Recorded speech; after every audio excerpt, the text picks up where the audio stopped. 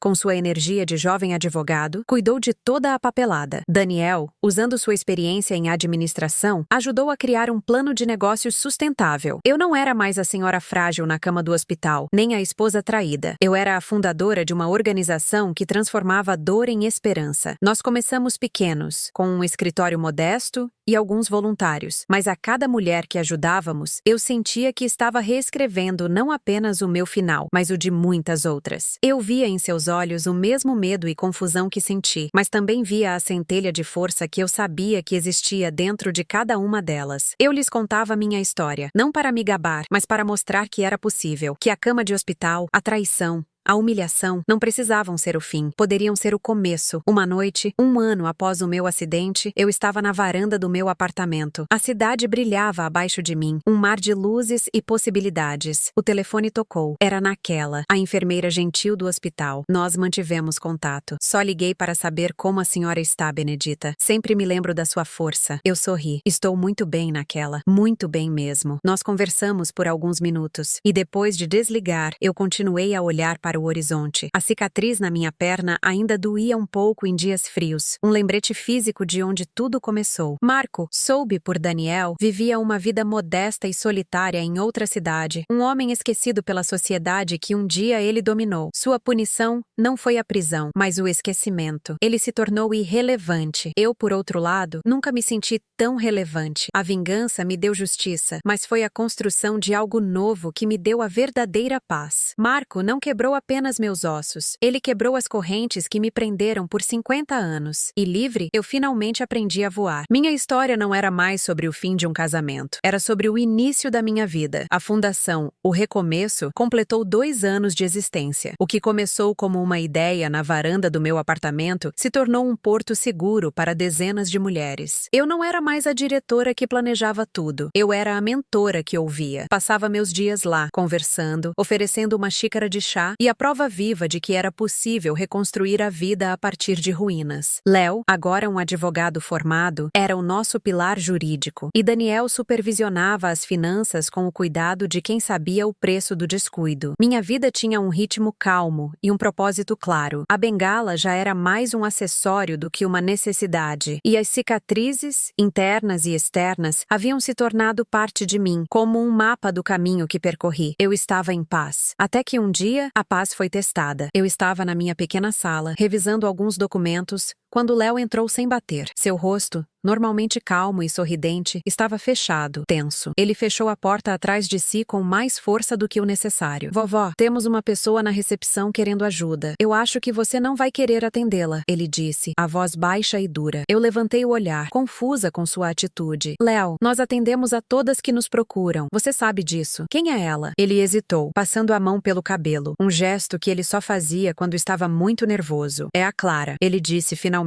O nome pairou no ar por um segundo, pesado e frio. Senti um gelo percorrer minha espinha. Clara, a mulher da foto, a razão de tudo, estava ali, no meu santuário. Minha primeira reação foi uma onda de raiva antiga, um eco da dor que senti naquela cama de hospital. A imagem dela rindo com Marco no restaurante Gusto piscou em minha mente. Léo viu a mudança em meu rosto. Eu vou mandá-la embora. Ela não tem o direito de vir aqui, ele disse, já se virando para a porta. Espere, eu disse, minha voz saindo mais firme do que eu esperava. Ele parou e me olhou. Eu respirei fundo, forçando a imagem da traição para o fundo da minha mente. O que eu via em seu lugar era o lema da nossa fundação: transformar dor em esperança. Se eu a mandasse embora, estaria traindo tudo o que construí. Estaria agindo com a mesma crueldade que quase me destruiu. Não, Léo. Eu vou falar com ela. Peça para que entre. Ele protestou, mas obedeceu. Alguns minutos depois, Clara entrou na minha sala. Ela não era a mulher glamourosa da foto. Estava mais magra, com olheiras escuras sob os olhos e roupas simples. Ela segurava uma bolsa velha com as 2 mãos como se fosse um escudo. Seus olhos não encontraram os meus, ficaram fixos no chão. Ela parecia uma criança assustada, não a amante vitoriosa. Senhora Benedita, ela começou, a voz pouco mais que um sussurro. Eu sei que não deveria estar aqui, mas eu não sabia mais a quem pedir ajuda. Eu apontei para a cadeira à minha frente. Ela se sentou na beirada, pronta para fugir a qualquer momento. Em silêncio, esperei que ela continuasse. Ela me contou sua história. Marco a havia abandonado assim que os problemas legais começaram. Ele a culpou pela investigação, disse que a ganância dela tinha chamado a atenção. Ele a deixou com dívidas enormes, incluindo a empresa de fachada que estava em seu nome. Credores o perseguiam, e como não o encontravam, iam atrás dela. Ela perdeu o apartamento, o carro, tudo. Ele me usou, ela disse, as lágrimas finalmente escorrendo por seu rosto. Ele me prometeu um futuro, mas eu era apenas mais um dos seus investimentos ruins. Quando deixei de dar gerar lucro, ele me descartou. Naquele momento, eu não via a amante do meu marido. Eu vi outra vítima dele, uma vítima mais jovem, mais tola, mas uma vítima mesmo assim. Ele não havia destruído apenas a minha vida. Ele destruía tudo o que tocava. Minha vingança contra Marco estava completa, mas minha jornada de cura, percebi ali, ainda tinha um último passo. Ajudá-la não era sobre perdoá-la, era sobre provar a mim mesma que a minha força era maior que o meu rancor. Nós vamos ajudar você, eu disse com calma. Léo vai analisar seus documentos. Vamos oferecer a orientação jurídica para que você possa se livrar dessas dívidas e recomeçar. Ela me olhou, chocada, a boca entreaberta. Por quê? Ela perguntou. Depois de tudo o que eu fiz, eu dei um pequeno sorriso. Porque a minha história não é sobre o que Marco fez comigo. É sobre o que eu decidi fazer depois. E eu decidi construir algo que ajuda mulheres a se levantarem. Não importa como elas caíram. Agora, vamos começar a trabalhar. Léo me olhou como se eu tivesse perdido o juízo. Seus olhos, que antes brilhavam de orgulho, agora estavam cheios de incompreensão e raiva. Vovó, não. Você não pode estar falando sério, ele disse, a voz baixa e tensa dando um passo à frente. Essa mulher ajudou a destruir nossa família. Ela estava rindo com ele enquanto você estava em uma cama de hospital. E agora você quer ajudá-la? Com o nosso dinheiro? Com o nosso tempo? Cada palavra era uma acusação. Ele estava protegendo a mim, mas também estava protegendo a memória da dor que passamos juntos. Eu entendia sua fúria, pois era um eco da minha própria. Mas a minha fúria tinha encontrado um novo propósito, enquanto a dele ainda era uma ferida aberta. Eu me levantei devagar, apoiando a mão na minha mesa de madeira clara. Caminhei até a janela e olhei para a rua movimentada lá embaixo. Pessoas andando, cada uma com sua própria história, suas próprias batalhas. Léo, meu querido, comecei, sem me virar. O que você acha que foi a minha vingança? Foi ver o Marco humilhado? Foi tirar o dinheiro dele? Isso foi parte dela, sim. Foi a justiça. Mas a verdadeira vingança não é destruir o que ele construiu. É construir algo que ele nunca seria capaz de entender. Eu me virei para encará-lo, meu olhar firme. Ele vive do ódio, do egoísmo, de usar as pessoas e depois descartá-las. Se eu mandar essa mulher embora, estarei agindo exatamente como ele. Estarei dizendo que algumas pessoas merecem ser salvas e outras não, com base no que fizeram para mim. E essa fundação não é sobre mim, Léo. É sobre o princípio de que todos merecem uma chance de recomeçar. Ele balançou a cabeça, ainda não convencido. Mas ela, vovó, de todas as pessoas? Sim.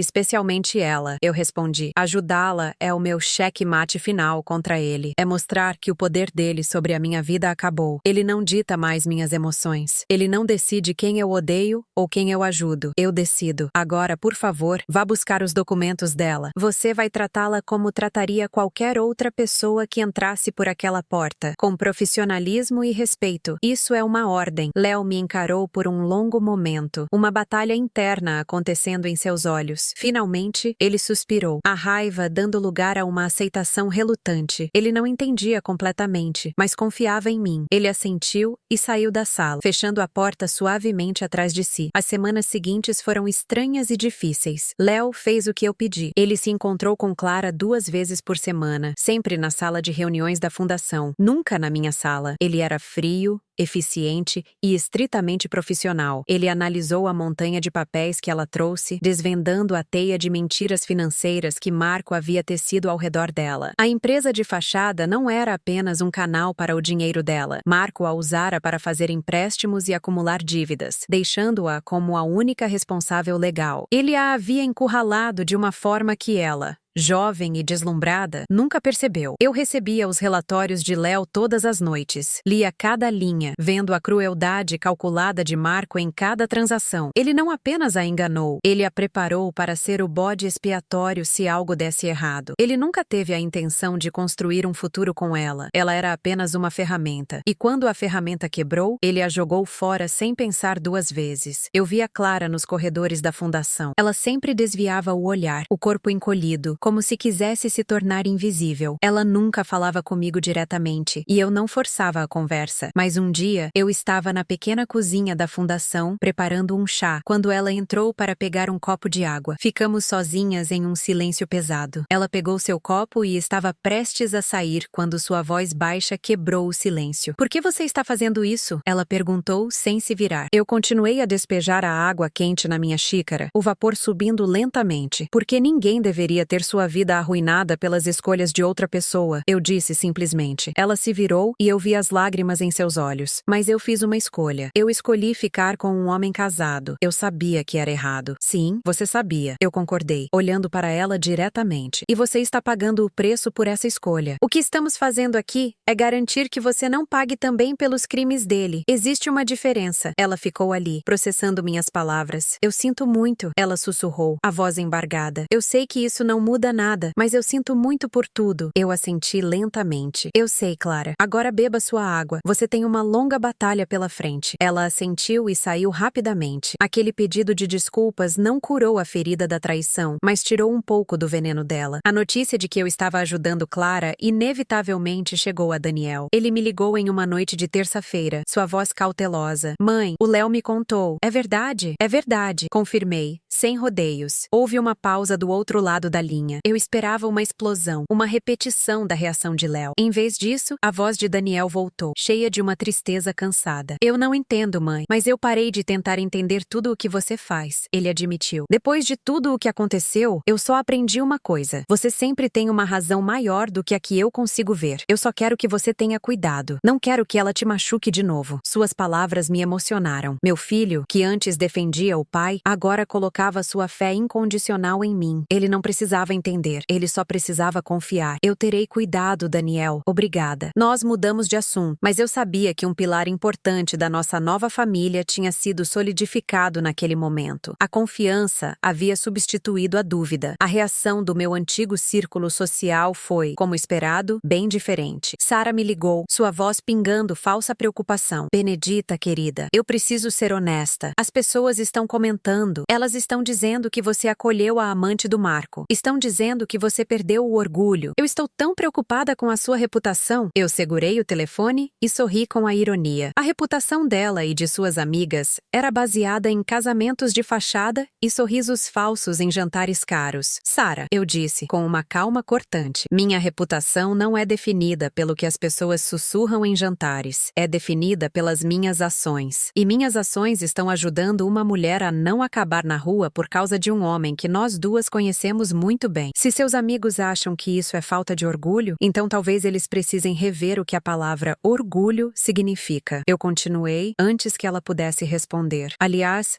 estou um pouco ocupada construindo algo de valor, ao contrário de algumas pessoas que só sabem destruir com palavras. Tenha um bom dia. Desliguei antes que ela pudesse dizer qualquer outra coisa. Senti uma onda de liberdade. A opinião daquelas pessoas não significava mais nada para mim. Elas eram fantasmas de uma vida que eu não vivia mais. O processo legal de Clara foi longo e complicado. Léo foi brilhante. Ele argumentou que ela era uma vítima de coação financeira, que Marco havia explorado sua falta de conhecimento para manipulá-la a assinar documentos que ela não entendia. Ele usou as mesmas provas que usamos contra Marco, mas sob uma nova luz, mostrando Clara como uma peça no jogo dele, não como uma parceira no crime. Durante uma das audiências, algo inesperado aconteceu. O advogado de um dos credores mencionou que havia tentado entrar em contato com Marco, mas sem sucesso. No entanto, ele havia recebido uma mensagem anônima. A mensagem dizia: "Por que vocês estão perdendo tempo com ela? A verdadeira responsável por tudo isso é a ex-esposa dele, Benedita. Ela roubou todo o dinheiro dele no divórcio e armou tudo isso para se vingar. Ela está por trás de tudo." Léo me mostrou a transcrição da audiência naquela noite. Meu sangue gelou. Era ele, era Marco. Mesmo de longe, escondido em sua vida medíocre, ele ainda tentava me destruir. Ele estava tentando me pintar como a vilã, a mente manipuladora por trás de tudo. A covardia dele era sem limites. A acusação anônima não teve efeito legal. Não havia provas. Era apenas a palavra de uma fonte desconhecida. Mas para mim, foi a confirmação final de que eu estava no caminho certo. A raiva dele não era porque eu o havia deixado, ou porque eu tinha ficado com o dinheiro. Era porque eu tinha sobrevivido.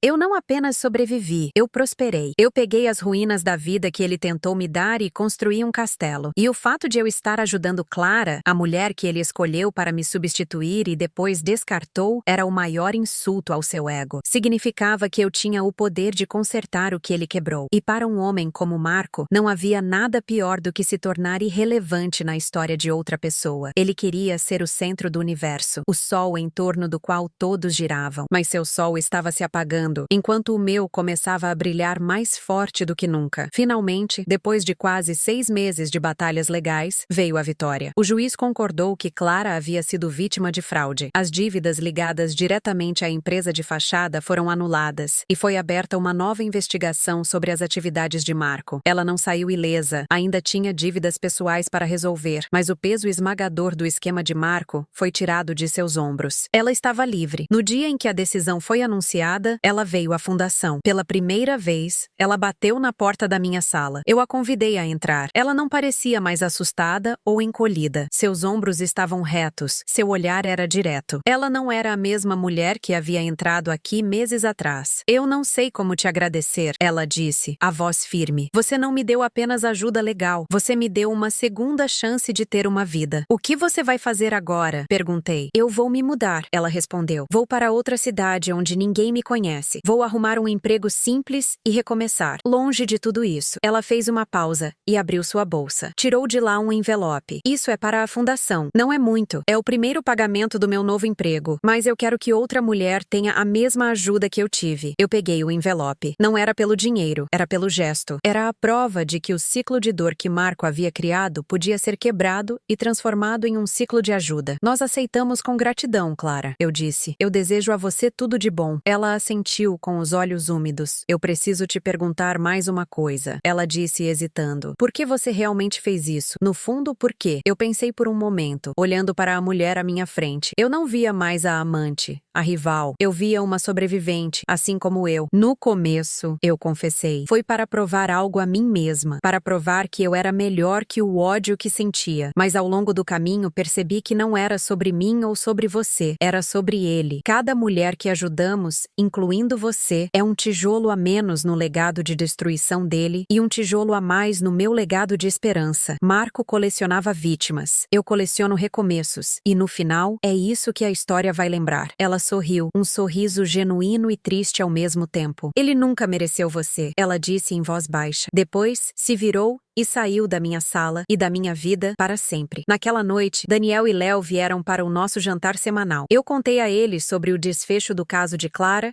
e sobre sua doação. Léo, que havia sido o mais resistente, estava quieto. Ele mexia na comida, pensativo. Você estava certa, vovó. Ele disse finalmente, levantando o olhar para mim. Eu entendi hoje. Ajudá-la não a absolveu do que ela fez, mas nos libertou do que ele fez. Enquanto nós a odiássemos, ele ainda teria um controle sobre nossas emoções. Agora, ele não tem mais nada. Daniel sorriu e colocou a mão no ombro do sobrinho. Sua avó tem um jeito de nos ensinar coisas, não é? Eu olhei para os dois homens da minha vida, meu filho e meu neto. A família que se uniu na verdade e na adversidade. A dor nos quebrou, mas nós nos reconstruímos juntos, mais fortes e mais honestos do que nunca. Nós rimos e conversamos pelo resto da noite. E o som das nossas risadas preencheu meu apartamento. O som da verdadeira felicidade. Um tempo depois, recebi uma ligação de Naquela, a enfermeira do hospital. Nós nos falávamos de vez em quando. Ela me contou que o hospital estava organizando um evento de caridade e me convidou para ser uma das palestrantes, para contar minha história de superação. Eu hesitei. Eu não gostava de ser o centro das atenções. Mas então pensei nas mulheres que poderiam estar na plateia, se sentindo sozinhas e sem esperança, assim como eu me senti naquela cama de hospital. Eu aceitei. Na noite do evento, eu subi ao palco, a minha bengala ao meu lado mais como um símbolo do que como uma necessidade. A sala estava cheia. Eu vi rostos curiosos, alguns compassivos, outros céticos. Eu respirei fundo e comecei a falar. Eu não falei sobre Marco com raiva. Eu falei sobre ele como um fato, um catalisador. O foco da minha história não era a traição, era o despertar. Falei sobre a solidão, o medo e sobre a decisão de transformar a dor em poder. Falei sobre a fundação, sobre as mulheres que ajudamos, sobre Clara. Quando terminei, a sala ficou em silêncio por um momento e depois explodiu em aplausos. Muitas mulheres na plateia estavam chorando. Depois, várias delas vieram falar comigo, compartilhando suas próprias histórias em sussurros. Naquele momento, eu entendi a verdadeira dimensão da minha jornada. A vingança me deu justiça, o divórcio me deu liberdade, mas foi a fundação, a capacidade de usar minha dor